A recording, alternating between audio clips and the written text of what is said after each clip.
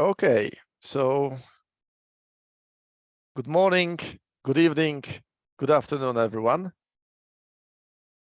Okay, I can see a person typing something in the chat. So the most important question for me is if you can use your chat and tell me if you can hear me, if you can see me, and if you can see the slides. Good morning, hello. Loud and clear, thanks a lot. Good morning, everyone, greetings. We're gonna wait a minute or so for the people to join. Yes, good morning. It's really interesting to see and to observe that some people are about to go to bed and some people are just waking up to start their day. Okay, hi from Peru, okay, the Mexico, Colombia. So 1 minute for the people to join and we'll move on. My name is Bartłomiej Janiak and it's my pleasure to be the host and the presenter of today's webinar.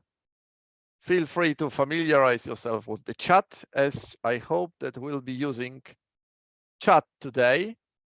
So the interaction I really enjoy when it comes to leading and dealing the webinars, to have it as interactive as possible. Okay, so Teacher Training Academy 2023. And this is actually the fourth webinar. And please remember, just as summary, there are two strands. We started off in March, and there is a strand which is named Computer-Based Test Masters. And this pathway is aimed to equip you and equip all the attendees with the knowledge about Pearson English International Certificate Computer-Based Test. So the skills behind how to teach for computer-based test. That's why we are having great sessions with Kamil. We had one in May, then we're gonna have the next one is in August on developing reading skills. So don't miss this opportunity. And there is a different strand which is called computer-based teaching experts. And actually, we had the growth mindset in this element, and today we've got mental simulation. So the idea of the computer-based teaching experts pathway is to equip you with the knowledge so that you could introduce some changes within your teaching reality, or bring your teaching reality to a different level, whether you want, if you want it, and just experiment with something that is not often met in the webinars.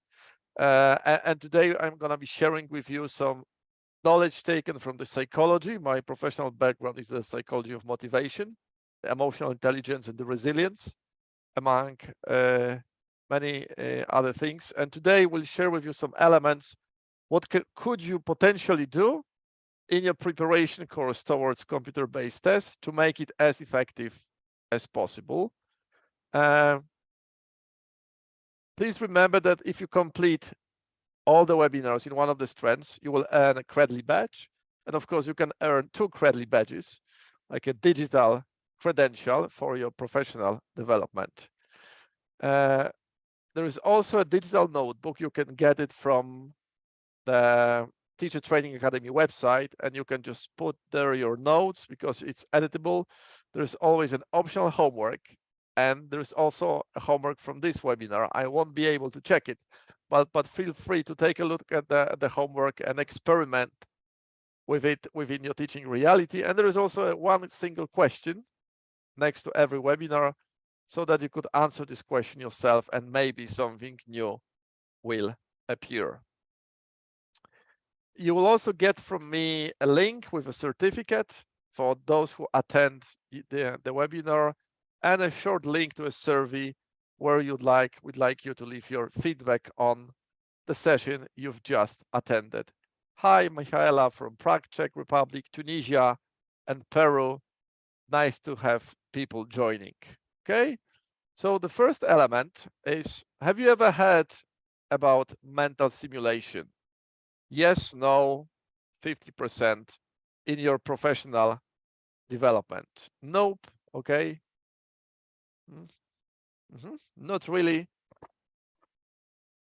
Okay, so commencing this webinar, now you'll know what's mental simulation and how to work with the mental simulation in teaching reality in running a preparation course. But before we move on, let's imagine that we all work in the same language school. Okay, as a group, we are all teachers in a language school. And imagine that in 6 months' time, you're about to give a 45-minute presentation in front of the director of studies, in front of the board of directors, in front of all your colleagues and the administrative workers. So really quite important presentation of top priority. And you can close your eyes or you don't have to. So let's visualize, and please imagine that you've just finished this presentation. You've just performed, and it's been the best presentation you've ever given. Just see with your eyes, in your imagination, that all the people are clapping their hands. You are just receiving the standing ovation. Everything went fine, and the slides were perfect. There was no connectivity issues. The PowerPoint presenter worked really well. The questions you received, you knew all the answers to the questions. Your director of studies came to you after the presentation and he said that this has been the best performance ever and invited you for a mini conversation on your future development and promotion. People are clapping their hands, they are cheering, they're saying, wow, you've just rocked this place, okay? So just stay with this image inside your head for a few seconds.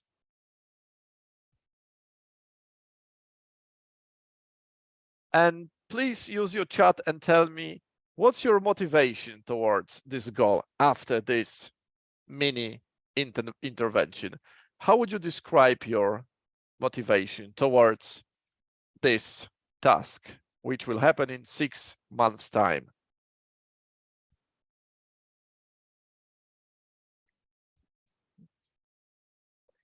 If you could use the chat and tell me, what is your motivation? Nothing can stop me. Thanks a lot. Keep on working. The power of life. Yes.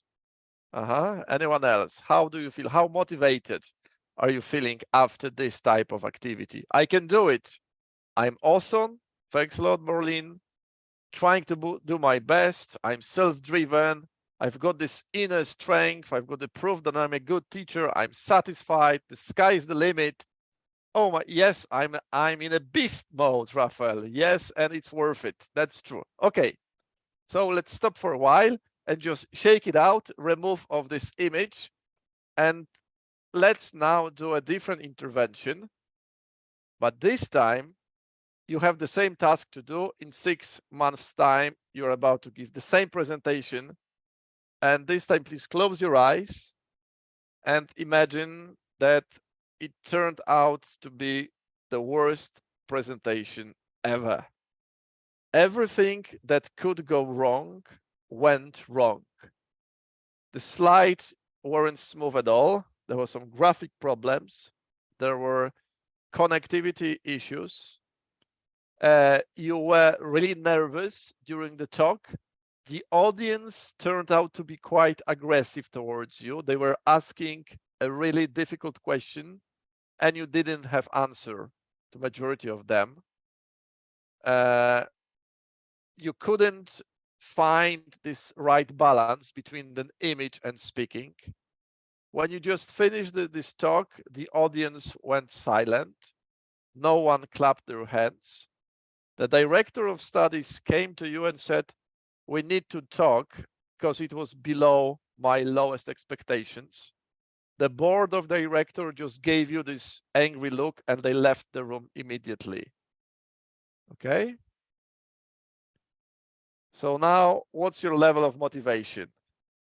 It's an opportunity. It's all about recovering. It's a challenge, but there is discomfort. I would get burned out. Are you motivated right now towards this goal? What a depressive situation, Sonia. I feel awful, but I will keep trying. I will swallow my tears and move on. I will work harder. Okay, good to know. I won't give up. I feel awful and ashamed. Okay, how can I improve what I did? I would get a chance to do it again. I should have done more. I should have studied more. What can I do or someone attended the growth webinar or had this growth webinar inside? Yep. So the thing that we did right now, especially the first one with this success, this is my favorite part of every bookstore. In every bookstore, you will find a bookshelf with the books that sooner or later will tell you, imagine yourself being a millionaire. Visualize yourself being a successful business person. Visualize yourself having a wonderful family and a wonderful company. Visualize yourself being a wonderful teacher, etc., etc. Unfortunately, hardly ever of this book gives you a really tangible steps, what you need to do to make this reality come true. Okay? And actually, this is the same situation, similar situation that is likely to take place where you'll be leading a preparation course towards the international certificates. And your students know that they will pass, they will take the computer-based test. And some of them could create mental images. Some of them could visualize themselves getting the best grade possible, passing the test. Some of them from the very beginning could see in their imagination that they just failed and they will never make it. And there might be a group saying, whatever, come what may, there is a test, okay, it's not a big deal. So we can work with the students on language development, and we can work on the grammar, on the efficacy, on the reading skills, the speaking skills, etc. But at the same time, they will create a mental image of their future performance. And this mental image sometimes could be a real burden. And today we are visiting several universities. So this time let's go to the California University, Los Angeles, and let's go to the 1970s. And let's visit a wonderful person, a prolific writer and a prolific psychologist, Shelley Taylor. And Shelley Taylor and her team decided to do a nice experiment at this university. The experiment was done with around 100 students of the first year, 5 to 7 days before the test, before the exam. And as you can probably imagine, 7 days before the exam, magic things happen among students. Some of them wake up and they start working as hard as possible. Some of them go partying, and there is a quite solid evidence in psychology. It's not that they are sociable creatures and they like socializing. Some of them choose partying because there is a specific reason that they choose partying instead of the learning. And some of them start praying, and some of them basically give up. So there is a very specific period. So they conducted the experiment with a group of 100 students, 7 days, 7 days before the exam. They divided this group into three mini groups. The first group was given an instruction as what we did right now. They told this group, just visualize yourself visiting the university after the exam, and just you stand in the corridor and you look at this wooden cabinet with the glass window, and there is a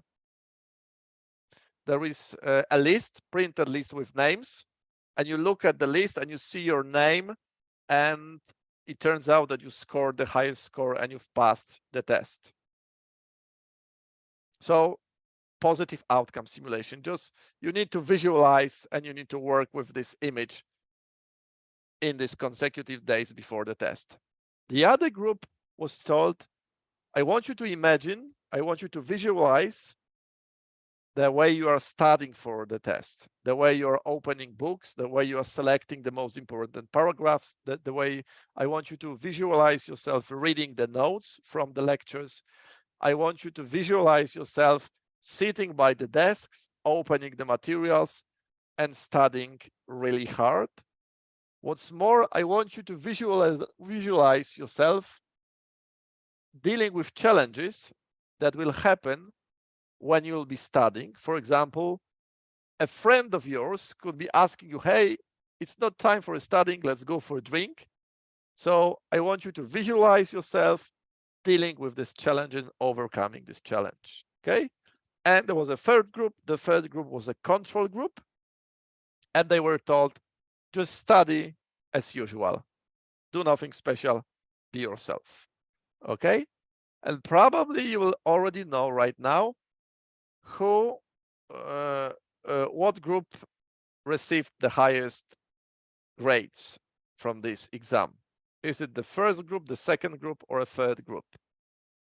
If you could use the chat. The first group, okay, the first. Okay, so the results actually were quite surprising and inspiring at the same time, because it turned out that in the first place, the learning time was the highest in the process group. So it was the highest in the group that was asked to visualize the process of studying. The highest scores were also within the process group. And it was really interesting to learn that the worst scores and the learning time was in the outcome group. So in the group that had an aim to visualize success and visualize themselves after the test. So it's the introduction to the concept of mental simulation designed by the Shelley Taylor and the other members of her team, later on by other psychologists. And what you now know is that either people have a natural tendency, and this is okay, that they create a mental image of success. So they imagine themselves finishing the marathon. They imagine themselves passing the test, passing the exam. They imagine themselves delivering the presentation and all the people are clapping. And it feels okay, and it feels nice, and it feels warm inside. And that's why, as you wrote, you are in the beast mode, you feel highly motivated. But unfortunately, it's only on the surface. There is the other group that what we did, that people have a tendency to visualize failures, okay? And they say, okay, everything will go wrong. I'm not gonna make it. And there are two variations, because sometimes when people create a mental image of failure, but at the same time, they work really hard not to make this failure come true. It's called in psychology defensive pessimism. And it's actually not so bad because it helps them to get down to work. But what you need to know is, especially when your students or you or anyone who will be attending your preparation course, they have a tendency to this positive outcome simulation. Once you make this mental image inside, you get in the state of something which is called anticipatory consummation. So it's actually eating the cake without the cake. So I'm sitting on the couch and I visualize myself that I feel so good, etc. But actually, I'm not even in the shop to get the cake. But deep inside, in my mind, I just create the image that I've just completed the process and I'm super happy. But there are several obstacles and there are several challenges to this type of thinking. In the first place, those beautiful feeling inside that you can achieve anything and that it will do really, really fine creates a feeling that since I'm already there, why should I work? Because I can see myself mentally completing the project. So why should I work towards it? If it's in my imagination. This is the first trap. The second trap is, since you believe that everything will be smooth and by the numbers, and you'll get the higher score, etc., etc. So any action that you are likely to engage in will deplete this feeling of joy and pleasure and this feeling of comfort. So any action will means, okay, it's not gonna be so nice and smooth. And some people wouldn't like to remove this, wouldn't like to get rid of this nice feeling inside. And third, and most importantly, going for the outcome simulation, just visualizing the results only, usually doesn't denote creating a plan. So when you make a mental image of a victory, however, there is no plan telling you how you're gonna get it.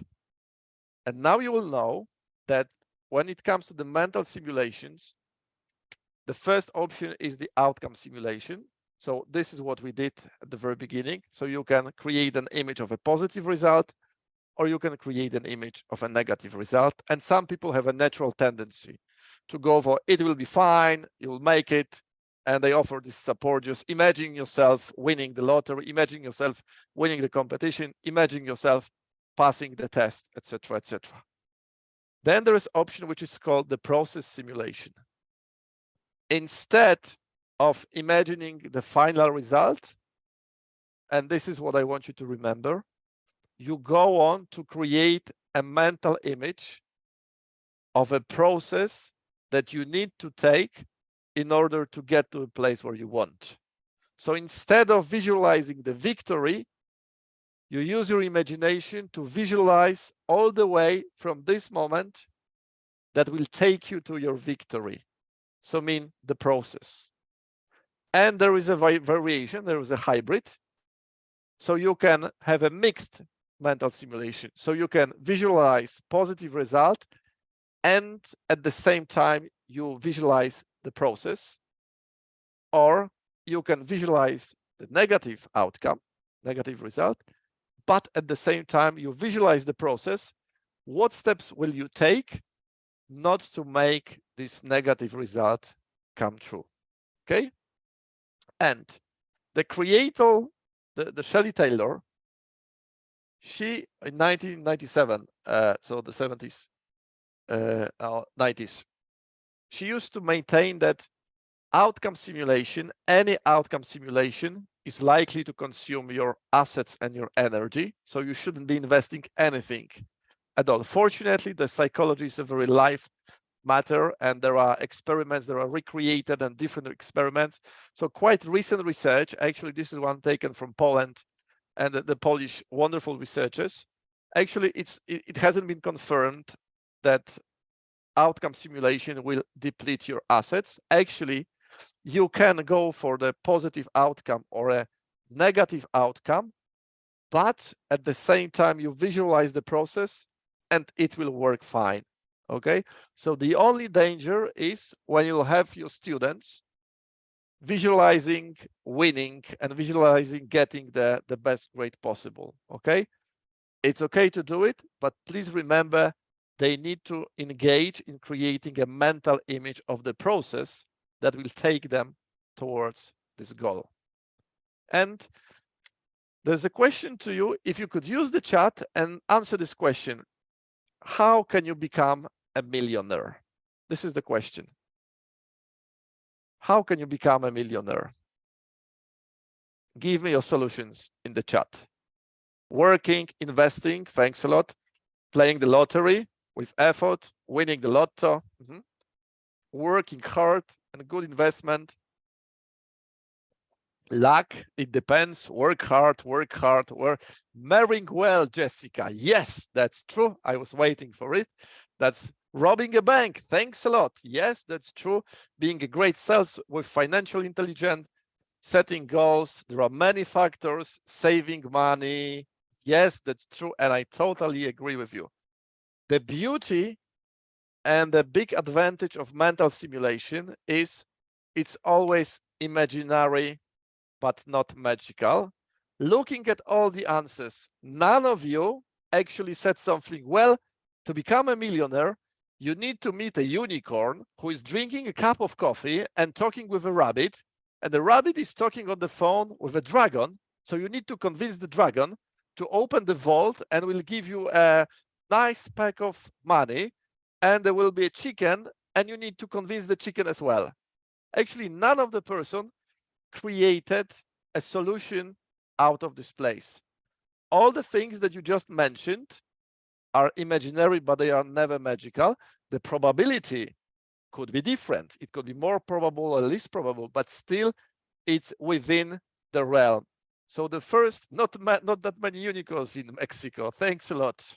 So this is the first place. Mental simulation, it's rather about real life scenarios. The second one, when you visualize the process, is like creating a video-like flow. It's like you watch a film of you getting to a place you want to be step by step. So you create a specific sequence of actions that you need to take, okay? The process of passing the computer-based test. So I need to imagine myself attending the lectures, studying really hard, taking notes, devoting my time to it, consulting it with a trainer, with a fellow students, etc., etc. So you design a very specific sequence of action. When you design this sequence of actions, the process simulation is likely to offer you exposure to opportunities, because you'll go like, okay, I will do 1, 2, 3, 4, and 5, and you can say like, hold on, if I'm doing 5, so I'm meeting my fellow colleague from the same group, we can also talk about the different elements. Since I'm gonna email my teacher, I'm gonna ask not only about the grammar, but I can ask about the extra homework. So just by creating a steps, you are likely to expose yourselves to different opportunities. And the last one, which is really important, is like creating this process is likely to generate things and obstacles on your way. So you say like, oh, okay, it might be really hard, or I might not be able to go through the reading as smoothly as possible. So some part of emotional states will appear, which will not be nice, but their intensity which be much smaller as compared to the real life scenario. So where eventually in real life scenario you will meet this situation, you will be in a way prepared to deal with it emotionally. Okay, so the mental simulation, visualizing the process is really the key, just to creating a nice steps and moving forward. And now let's leave Los Angeles, let's leave California University, and let's pop a short visit. And we need to move back in time to the year 2003, 2006. So this is the New York University, Columbia University, and the University of Hamburg. So the Gabriel Oettingen and Peter Gollwitzer, they mass emailed around 10,000 women, and they were all members of the German Health Insurance Association, asking them if they'd like to take part in the research on healthy lifestyle. Out of this mass mailing, there were around 600 or 700 replies. And then there was a phone screening, interviews, etc., etc. And they've selected 255 women that agreed to take part in the research. They weren't paid for it.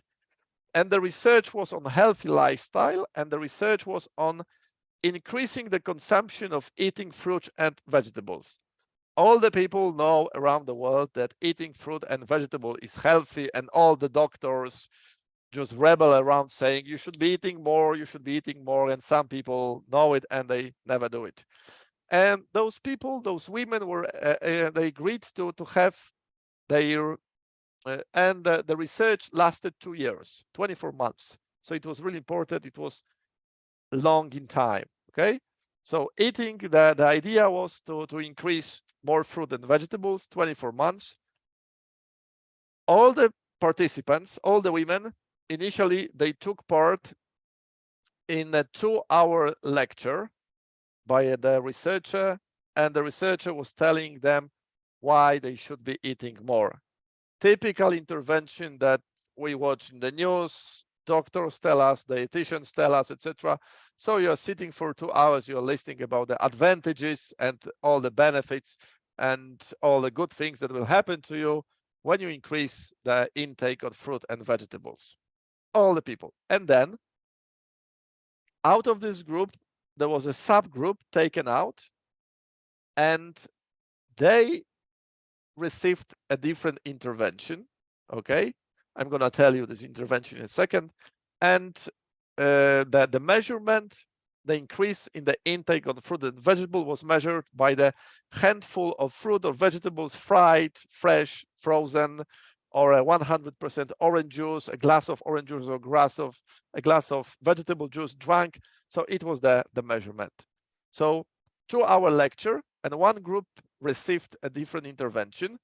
And the intervention looked like this. The researcher asked them, okay, what's your best wish in this area? Okay.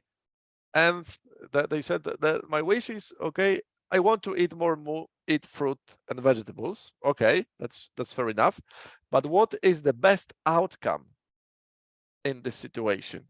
And they could be saying things like this: I will feel better, my health will improve, my skin will, the health will improve, my skin will look different, I could have more energy, I will be able to fit in my jeans that are lying there in a drawer and waiting for this magical moment, because right now I thought they were the same size, but they are definitely too small or whatever. So what would be the best outcome in this situation? Okay. And it was not the end. Then they were asked, can you imagine all the obstacles that will be waiting for you in this process of eating more fruit and vegetables? And can you use your chat and can you try and think of what are the obstacles, potential obstacles that could happen in this process of increasing?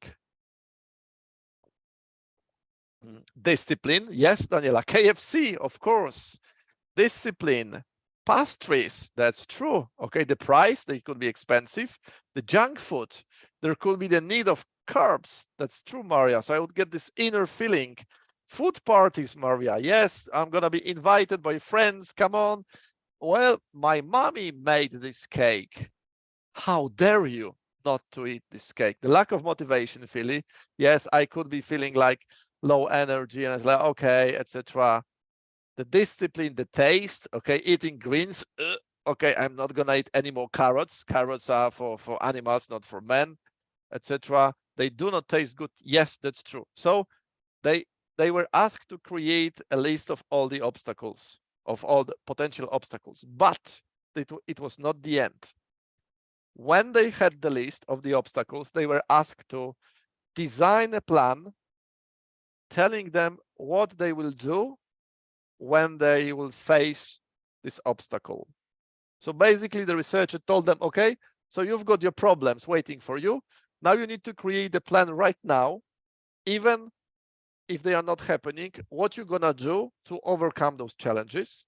And the second time, you need to design a plan, what you're gonna do not to have these obstacles in life. So even proactive organization. Not only how you're gonna deal with the obstacle when it happens. It's very hard and it's very challenging when the obstacle happens, but they were asked to design a plan how to proactively avoid those obstacles. And they were also asked to tell time and place when would be the best moment to start their healthy eating journey. Okay, so that was the extra intervention of one of the groups. And these are the results, okay? That this blue arrow shows the span over 2 years.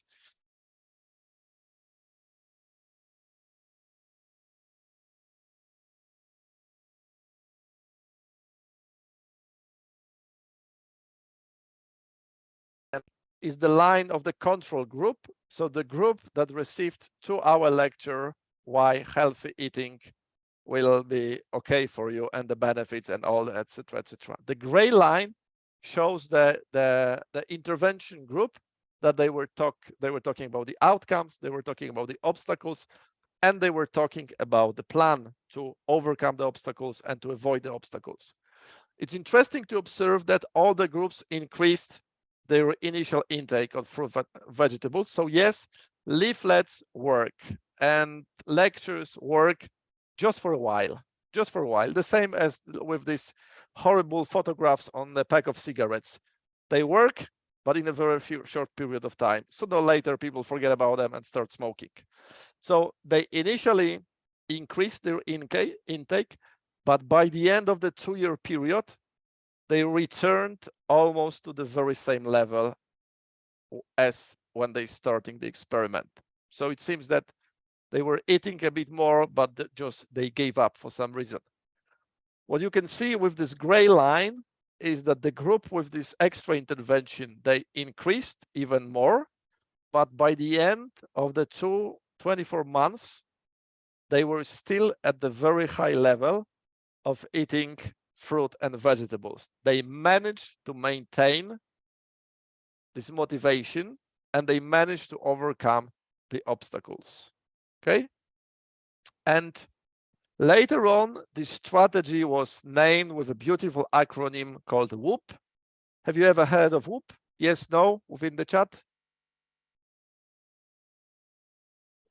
Nope, nope. Okay, so now you'll know it and remember it and share this information with your student. WHOOP stands for wish, outcome, obstacle, and plan. Okay, so this is what you can do when you will be starting the preparation course towards computer-based test. You can ask your students, okay, what's your best wish when it comes to taking international certificate on this and this?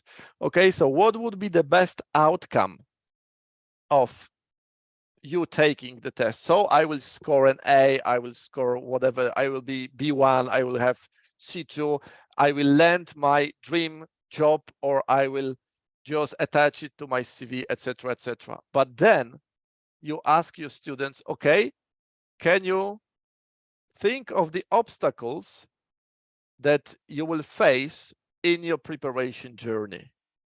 And you can do it as individual work, you can do it as a pair work, you can do it in your local language with a very, very low level.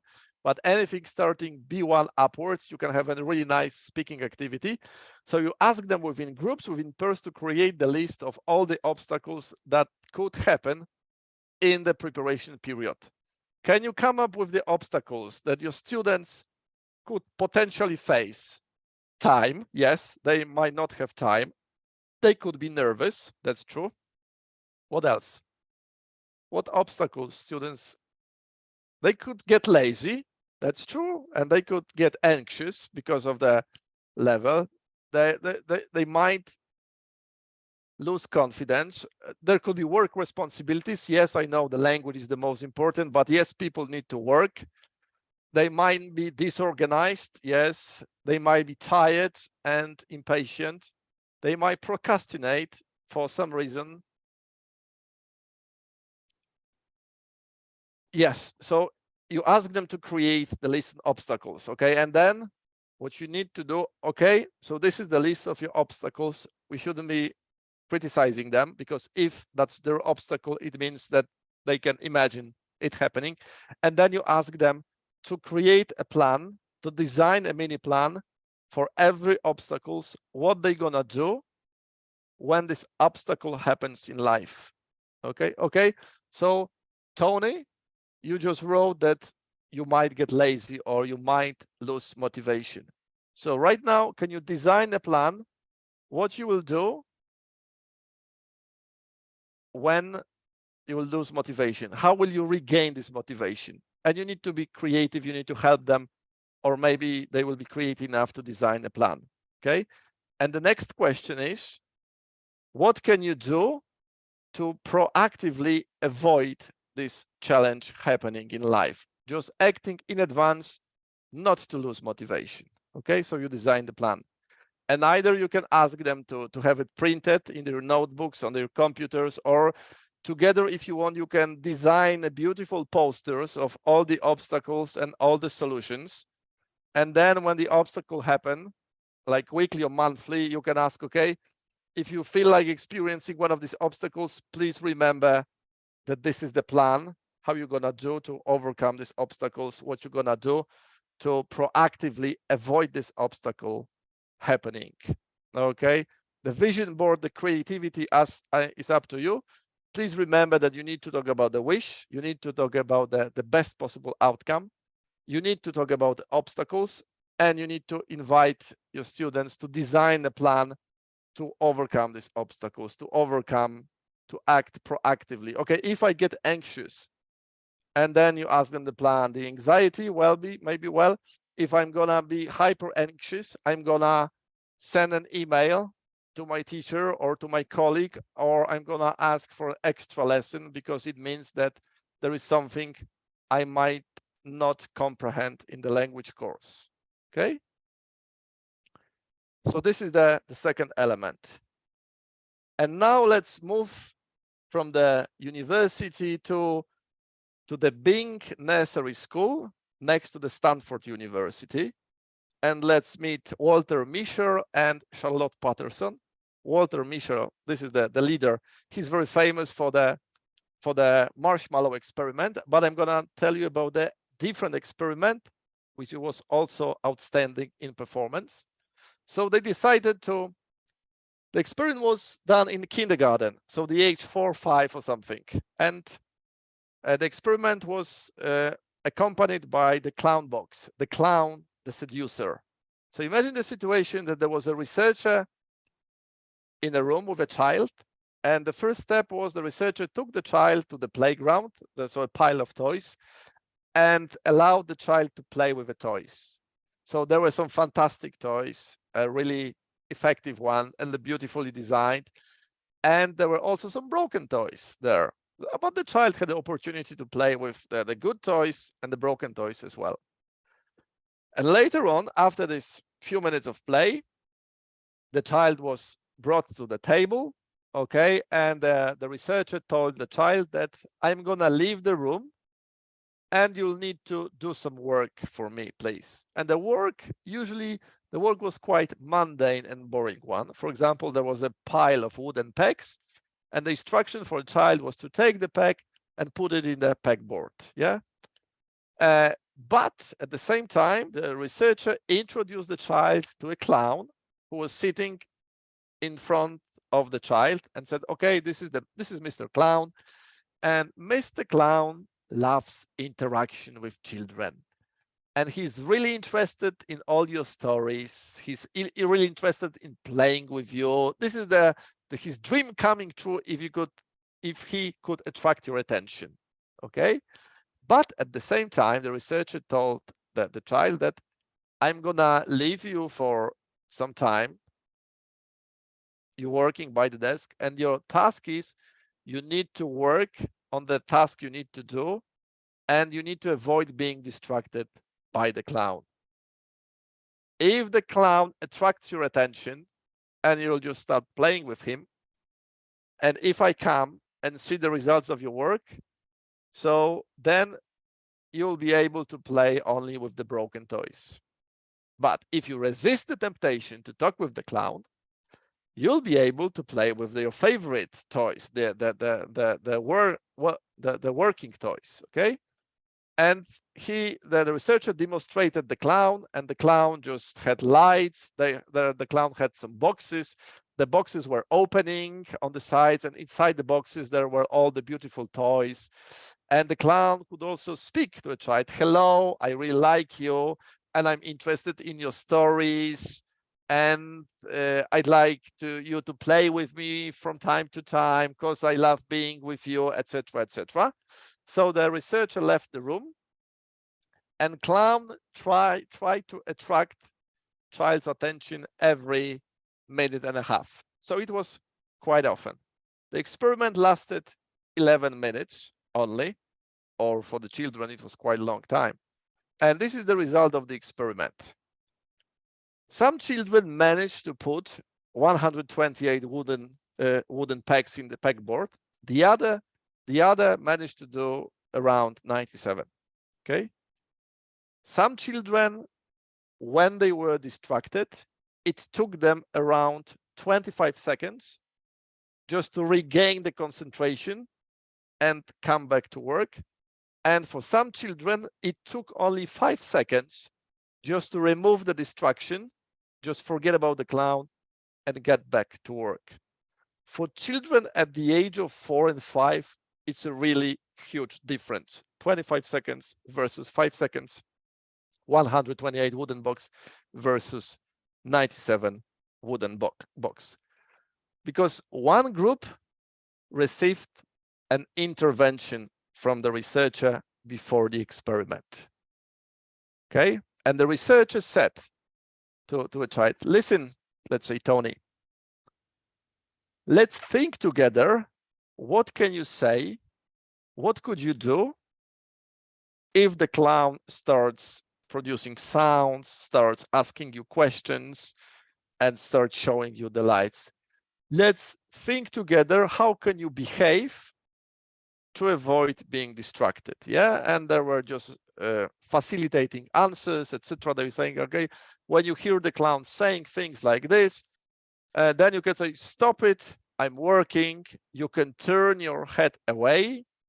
You can pretend that you are not listening to the clown. You can say, no, I'm working, anything. So they were designing a plan, what the child's gonna do when the distraction happens, okay? And the instruction later on was named in psychology as implementation intentions. So this is like the situation, you are walking in a shopping center and you are meeting an old friend and you have a small chat and you say, listen, I'm short of time right now, but we must get together sometime. And you probably know when you say we must get together sometime, you will never get together again, because it's a balloon in the universe, nothing tangible. Or you can say, listen, tomorrow at 6, I'm having a 30-minute break and I'm gonna call you this time. So this is the implementation intention. You just anchor the action in time and place. And some people know it, some people name it as one of the most effective form of planning, because it shows, as you know, as you see, the critical moments in the process. The implementation intention, it's easy to remember, if X, then Y. And this is the part of the WHOOP strategy. This is the last P, the plan. If X happens, then I will do this and this, okay? If I get asked by a friend to do something important, then I will say what, etc., just to concentrate on studying. Designing a plan, especially when you give time and place. So on Monday, Wednesday, and Thursday, I will study for 30 minutes. It puts the action in the automatic mode. And this is what we know in psychology. Once you design the plan beforehand, you will not need the same level of energy to put this action into practice as comparison to the situation where you just improvise and you have to design this action the moment you are being faced with a problem, okay? And these could be the potential challenges in the preparation course. So you assign homework and your students could do the homework, or they could be invited by a friend, let's watch short movie clips on YouTube, and they end up watching YouTube films for 3 hours. It could be an urge just to look at the message on the WhatsApp group and the vibrating elements when you're attending your lessons and there is like a blinking element, or they can feel the vibration. It could be the critical moment when they need to decide whether I study or go for the Netflix binge. It could be also the critical moment when they are afraid because they feel that the material is much higher than their current level of competence. Okay, they could be afraid of taking the next step because they know, okay, it's too much for me. The temptation could be also to reading something for pleasure instead of studying present perfect continuous. Or the temptation could be, why don't we clean the whole room right now instead of studying for a test? It's also the strategy to avoid learning. You are doing something which is on the surface beneficial, but it's not beneficial at all, looking at the goal that you need to keep in mind. Okay, so implementing intention, designing a simple strategy. If my friend calls me and asks me to join in the WhatsApp group to talk about the recent affair in my class, I will politely refuse, and I will even uninstall WhatsApp for the next 3 hours, because I can download it and install again without any problem from the Google Shop or whatever the reason. Okay, if I see the new series of Netflix, I will turn off the TV, or I will take my books and leave to a different room so that I wouldn't have the TV in my sight. Okay, and there is a question to you. Who or what is your clown box in your professional life? Okay, so what is your clown box that takes away your attentions from the things you need to do as a teacher, as a professional trainer? The mailbox, Isabel, thanks a lot. That's true. There's a temptation to check your kids, my hobbies, the internet friends.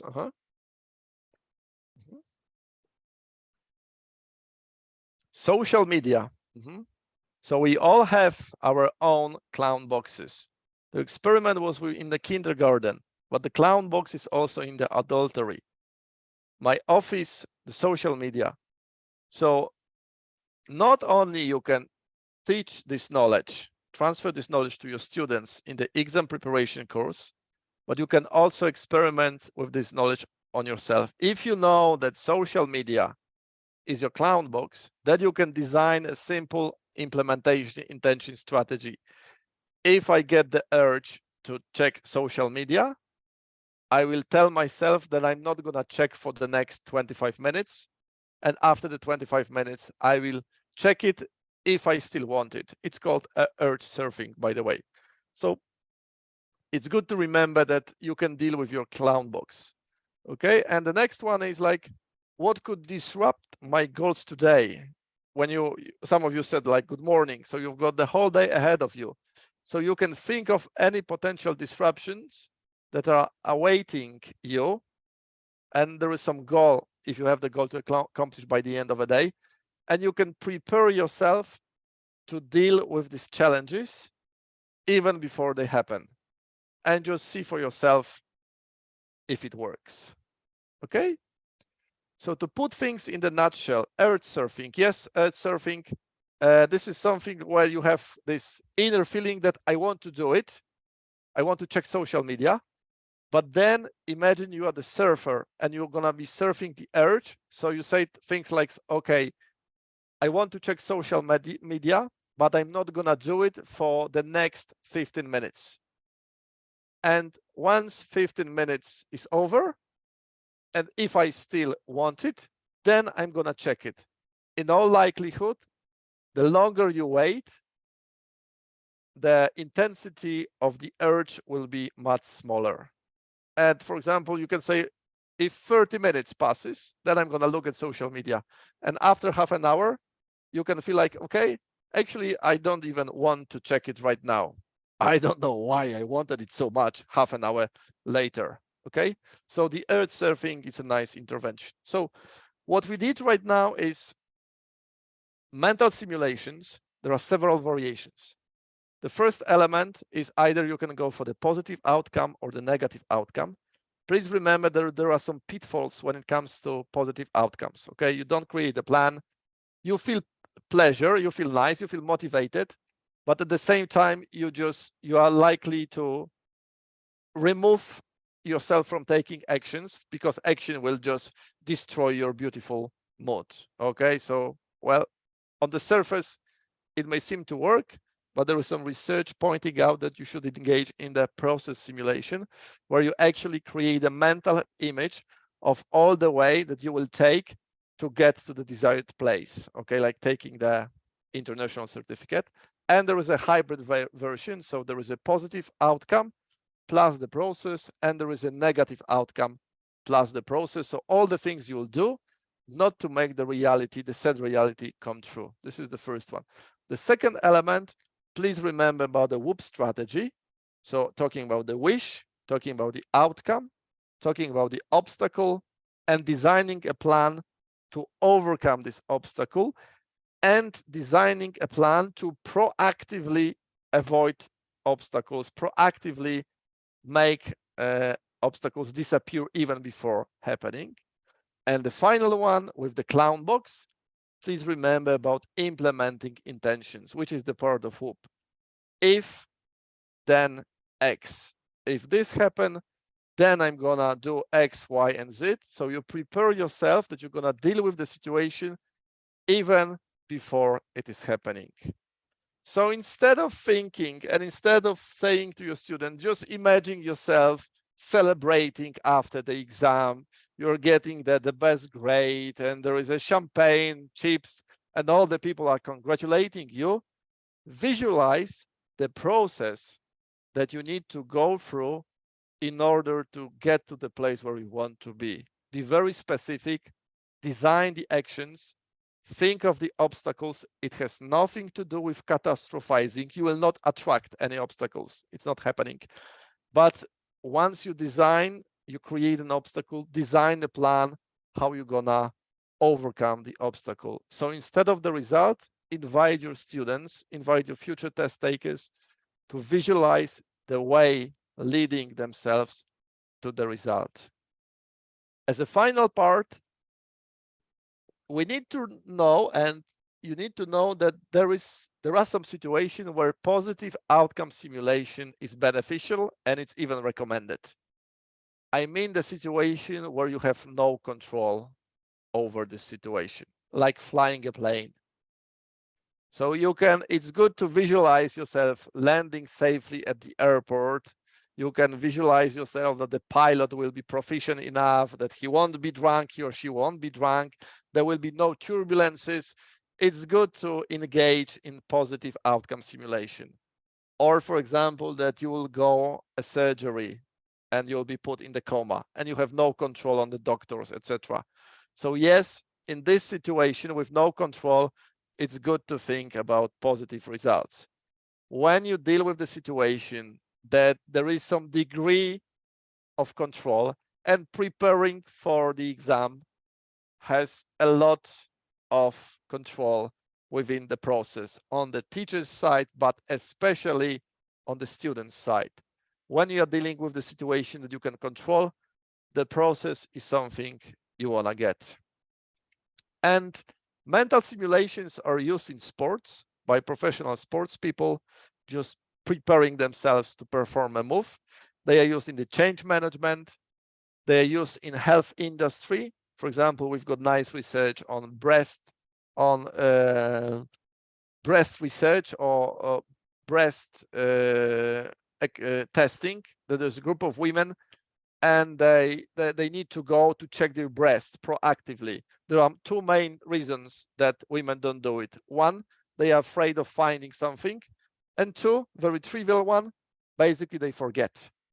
Okay, there was an experiment with 155 women. One of them engaged in the group of implementing intentions. They had to say exactly when and where they're gonna do the test. And the other group was told basically to remember. The remembering group, 50% did the test. Implementing intention group, 90-something% completed the test because of the fact that they anchored the action in time and place. We know that the mental simulation are used in the army, and we know that the mental simulations are used in education.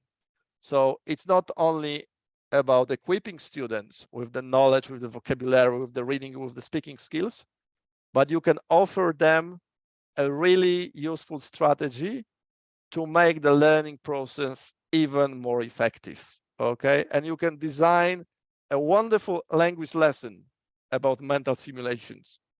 You can ask them to visualize positive outcome, negative outcome. You can have a wonderful lesson on WHOOP strategy, about the clown box, anything you want to design to be, and you are hyper creative. But by teaching them, you equip them with the knowledge to deal with the situations more effectively. Okay, so I guess that would be all when it comes to mental simulation. I really appreciate your interactivity. I really appreciate your chat opinions and the chat suggestions. Experiment with this knowledge, implement this knowledge in your reality, see how it corresponds to the exam preparation course, teach this to other people and let it grow. Enjoy the rest of your beautiful day. Thanks a lot.